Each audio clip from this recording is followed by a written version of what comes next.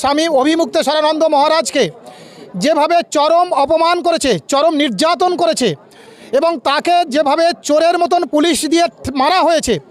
সেটা সনাতন ধর্মের ইতিহাসের কালো ইতিহাস হয়ে লেখা থাকবে আগামী প্রজন্মের কাছে। সে কারণে আমি বিজেপির নেতৃত্বদেরকে সাবধান করে দিচ্ছি,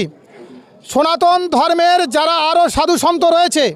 এবং আরও যারা শঙ্করাচার্য রয়েছেন, সেই শঙ্করাচার্য কিন্তু সবাই চুপ করে নেই। আগামী দিনে আপনাদের যে মেকি ভণ্ড হিন্দুত্ববাদের মুখোশ টেনে আপনার ছিঁড়ে খুলে ফেলে দেব, সাধারণ হিন্দুদের কাছে আমরা দেখিয়ে দেব এই শঙ্করাচার্যের উপরে যে অত্যাচার হয়েছে, যে অন্যায় হয়েছে, তার জন্য আমরা পথে নামব এবং সারা ভারতবর্ষের সমস্ত সনাতনীদের কাছে বিজেপির এই ভণ্ড মুখোশধারীর যে চিহ্ন, আমরা যা চরিত্র, আমরা সনাতন ধর্মের সমস্ত মানুষের কাছে। আজকের ভারতবর্ষে একজন হিন্দুত্ববাদী রাজা বা প্রধানমন্ত্রী রাজত্ব করছে, আমরা সবাই হয়তো খুশি হিন্দুরা, কিন্তু আমাদের হিন্দুর গেরুয়াকে সামনে রেখে নরেন্দ্র মোদী সরকার এবং তার পরামর্শদাতা আরএসএস যেভাবে সনাতন ধর্মের মানুষগুলোকে অশিক্ষার দিকে ঠেলে নিয়ে যাচ্ছে,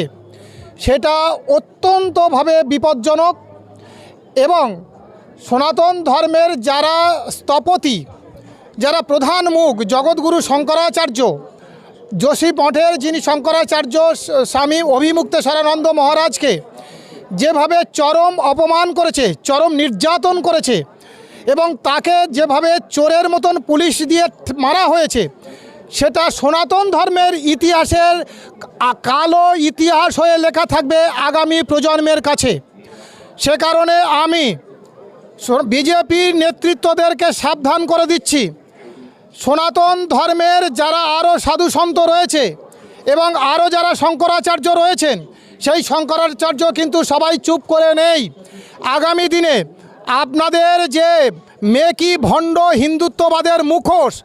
টেনে আপনার ছিঁড়ে খুলে ফেলে দেব,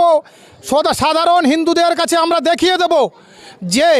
সনাতন ধর্মের মানুষদেরকে বা সনাতন ধর্মের রক্ষার নামে যে বিপদগ্রস্ত করছো, যে অন্যায় অত্যাচার করছো, তার ফল তোমাদেরকে পেতেই হবে। এবং আগামী দিনে আমরা অখিল ভারত সাধু সন্ত সমাজ এই শঙ্করাচার্যের উপরে যে অত্যাচার হয়েছে, যে অন্যায় হয়েছে, তার জন্য আমরা পথে নামব এবং সারা ভারতবর্ষের সমস্ত সনাতনীদের কাছে বিজেপির এই ভণ্ড মুখোশধারীর যে চিহ্ন, আমরা যা চরিত্র, আমরা সনাতন ধর্মের সমস্ত মানুষের কাছে আমরা দেখিয়ে দেব যে আজকের সনাতন ধর্মের নাম করে এটা আমাদের কাছে আজকের দেখতে হচ্ছে যে শঙ্করাচার্যদের দাঁড় করিয়ে যেভাবে মারা হচ্ছে, এটা পৃথিবীর ইতিহাসে সনাতন ধর্মের সবচেয়ে বড় অপরাধ বলে বা সবচেয়ে বড় মনে করছি। হিন্দুরা তেমনই একজন প্রতিবেশী, মানে বিজেপি হিন্দুদের তেমনই একজন বন্ধু, যে বন্ধু মনে মনে হিন্দুরা বিপদগ্রস্ত হলে তারা খুশি হয়,